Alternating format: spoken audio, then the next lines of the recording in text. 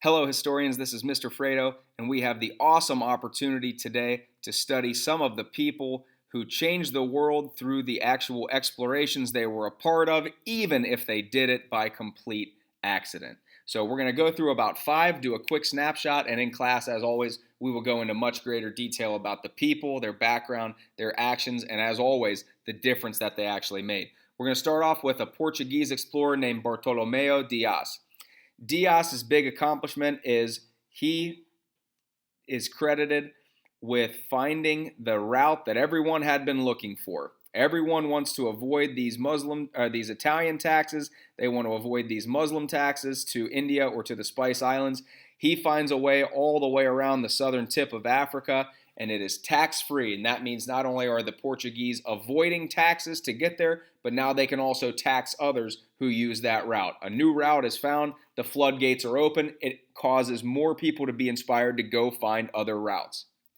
Another Portuguese explorer, Pedro Cabral. Cabral gets blown off course on his way to take Diaz's route around the Cape of Good Hope, or the southern tip of Africa. And in the process of being blown off course, he discovers Brazil.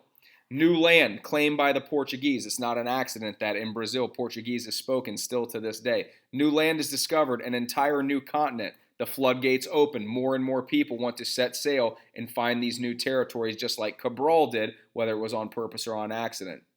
I'm sure you guys know this guy, Christopher Columbus. He decides, I'm going to sail west to get to the Spice Islands or to get to India, because the route traveling south has already been taken, and the routes that are across land or through the Mediterranean have already been taken. So he says, I'm going to sail west. Only problem with that is the world was about twice the size that he thought it was. So instead of running into India, which he thought he did, he runs into the quote-unquote West Indies in the Caribbean. But again, new land is found. Floodgates open up again. This is when Spain has got involved in the mix too now. So you have these countries, they were like companies, competing against each other. Another Spanish explorer, Ferdinand Magellan.